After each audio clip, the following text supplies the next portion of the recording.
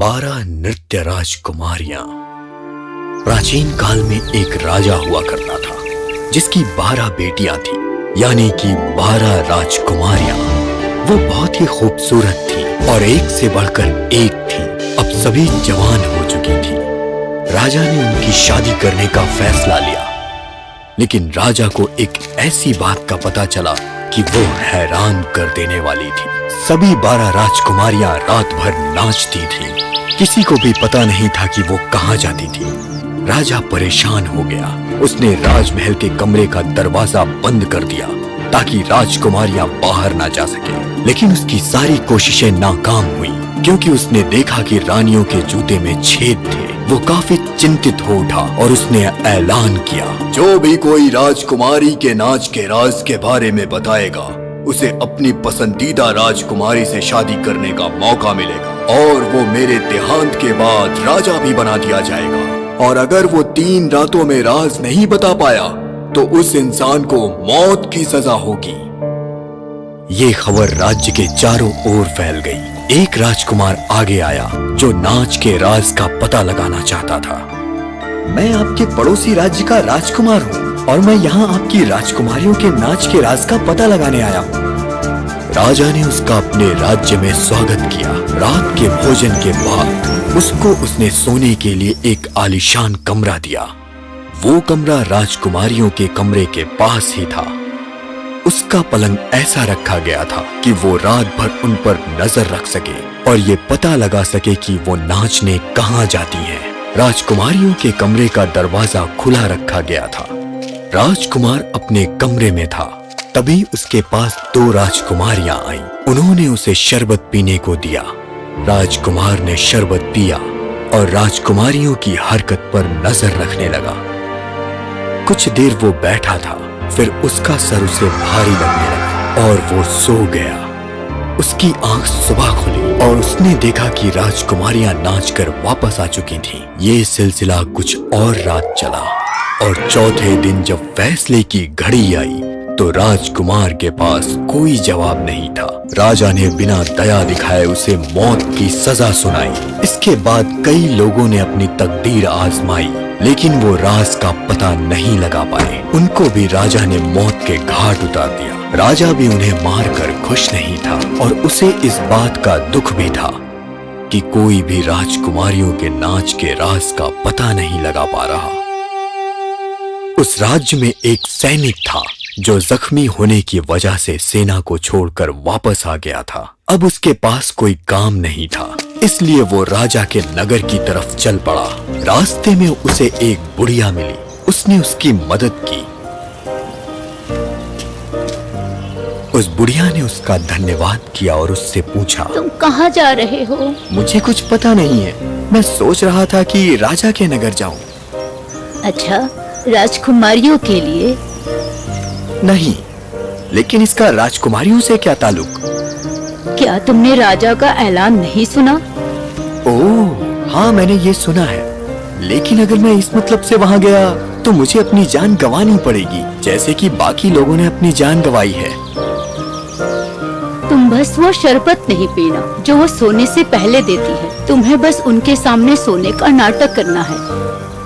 ये कह के बुढ़िया ने उसे एक चोला दिया और कहा, तुम जब ये पहनोगे तो अदृश्य हो जाओगे। इससे तुम उन 12 राजकुमारियों का पीछा कर सकते हो। सैनिक ने बुढ़िया का धन्यवाद किया और महल की तरफ चल पड़ा। राजा ने सैनिक का स्वागत किया और उसकी भी अच्छी खातिरदारी की। फिर शाम ढलते ही सैनिक को भी राजकुमारियों के पास वाले कमरे में ठहरने की जगह दी गई। कुछ देर बाद सबसे बड़ी बेटी ने सैनिक के कमरे में प्रवेश किया। आइए राजकुमारी जी। हेलो, तुम्हारा स्वागत है। मैं तुम्हारे लिए शरबत लाई हूँ जो हम सभी की तरफ से है। सैनिक काफी होशियार था। वो सारा शरबत पी गया, लेकिन उसे निगला नहीं क्योंकि उसने अपनी जुबान के नीचे एक स्पंज रखा था। जैसे ही राजकुमारी कमरे से बाहर निकली, उसने वो स्पंज बाहर निकाल लिया और सोने का नाटक करने लगा। सभी राजकुमारियां उसे सोता देख खुश हो रही थीं और बाहर निकलने के लिए तैयार थीं। जैसे ही वो आगे बढ़ी, सबसे बड़ी राजकुमारी ने पलंग पर टपली मारी और पलंग जमीन में धंस गया और फिर एक के बाद एक सभी राजकुमारियां वहां से नीचे उतर गईं। सैनिक ये सब देख रहा था। उसने तुरंत वो चोला पहना और उनका पीछा करने लगा। वो सबसे छोटी वाली राजकुमारी के साथ नीचे उतर रहा था। आधे रास्ते नीचे उतरने के बाद सबसे छोटी राजकुमारी घबरा गई। लगता है मेरे साथ कोई चल रहा है। हम अंधेरे में चल रहे इसलिए तुम्हें ऐसा महसूस हो रहा है। चलो आओ। सैनिक ने उसके कपड़े को थोड़ा खींचा तो वो और डर गई। कोई तो मेरे कपड़े को खींच रहा है, मुझे डर लग रहा है। किसी कील में फंस गया होगा, जल्दी से निकालो और चलो। सैनिक मुस्कुराया और राजकुमारियों के साथ चल पड़ा। सभी राजकुमारियां एक खूबसूरत बाग में पहुंची जहां पेड़ों पे लगी पंखुड़ियां चांदी की थी। सैनिक ने एक पंखुड़ी सबूत के लिए तोड़ ली। जैसे ही उसने पंखुड़ी को तोड़ा वहां एक जबरदस्त आवाज हुई जिससे छोटी राजकुमारी फिर से डर गई। क्या तुमने वो आवाज सुनी? हाँ, मानो गोलियों की सलामी थी। एक और आदमी से हमें छुटकारा मिल गया। फिर वो सभी आगे बढ़ी और एक बाग में पहुंची जहां पेड़ों के पत्ते सोने के थे। सैनिक ने सोने के पत्ते को तोड़ा और फिर वही आवाज हुई। बड़ी राजकुमारी ने अपनी छोटी बहन को इसे अनदेखा करने को कहा। आगे बढ़ते बढ़ते सभी राजकुमारियां एक ऐसी जगह पे पहुंची जहां हीरे ही हीरे थे। सैनिक ने यहाँ भी एक हीरा तोड़ा। छोटी राजकुमारी को फिर वो आवाज सुनाई दी और वो डर गई। इसके बाद सभी राजकुमारियां एक नदी के किनारे पहुंची। वहां 12 राजकुमार थे। सभी राजकुमारियां एक एक राजकुमार के साथ बैठ गईं। सैनिक छोटी राजकुमारी के साथ बैठ गया। राजकुमारी, आज नाव कुछ ज्यादा भारी लग रही है। मुझे नाव चलाने में काफी जोर लगाना पड़ रहा है। मुझे नहीं पता, पर मुझे अच्छा लग रहा है। सभी 12 नाव नदी के दूसरे छोर पर पहुंच गईं, जहां बहुत ही शानदार राजमहल था। सभी 12 जोड़े राजमहल के अंदर गए और साथ ही सैनिक भी। उनके आलीशान हॉल में पहुंचते ही संगीत शुरू हो गया। 12 राजकुमारियां उन राजकुमारों के साथ उत्साह से नाचने लगी। ये सब सुबह के 3 बजे तक चलता रहा। तब तक उनके जूतों में छेद भी हो चुके थे।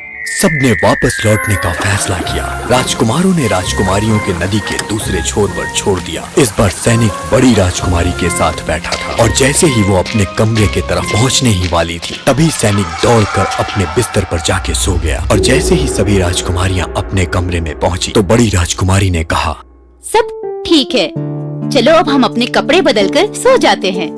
ये सिलसिला कई रात तक चलता रहा।